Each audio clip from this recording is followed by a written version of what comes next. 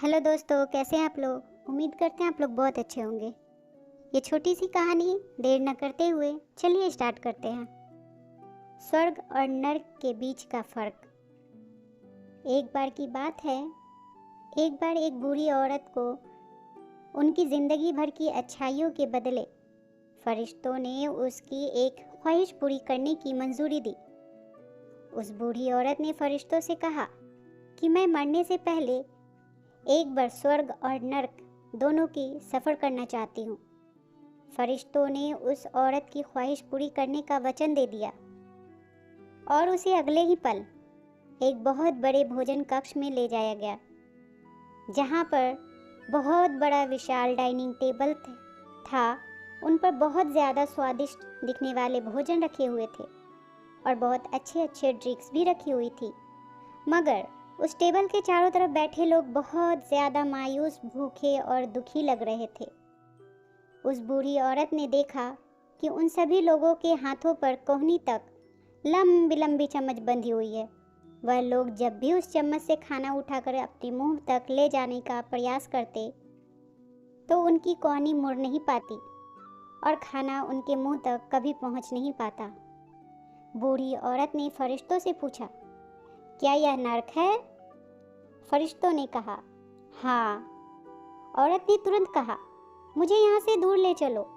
और अगले ही पल उस बूढ़ी औरत को दूसरे भोजन कक्ष में लाया गया।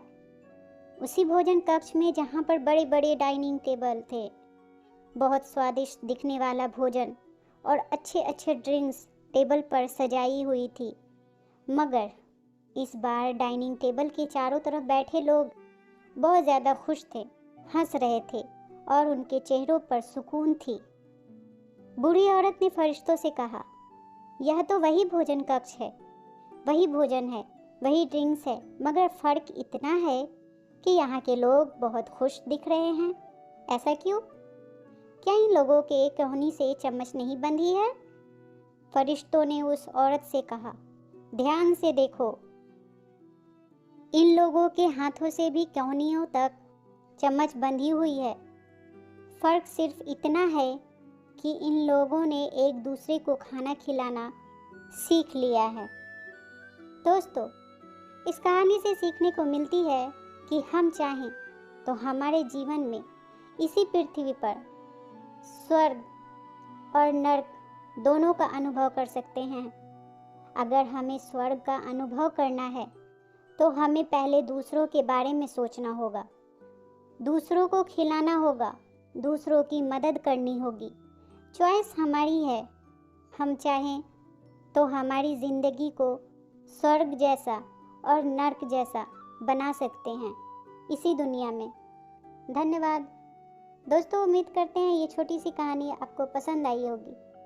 चैनल पर नए हैं तो प्लीज़ लाइक, सब्सक्राइब और शेयर करें। बेल आइकन को ज़रूर दबाएं।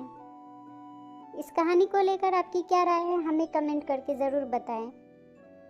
इस कहानी को सुनने के लिए आपका बहुत बहुत धन्यवाद।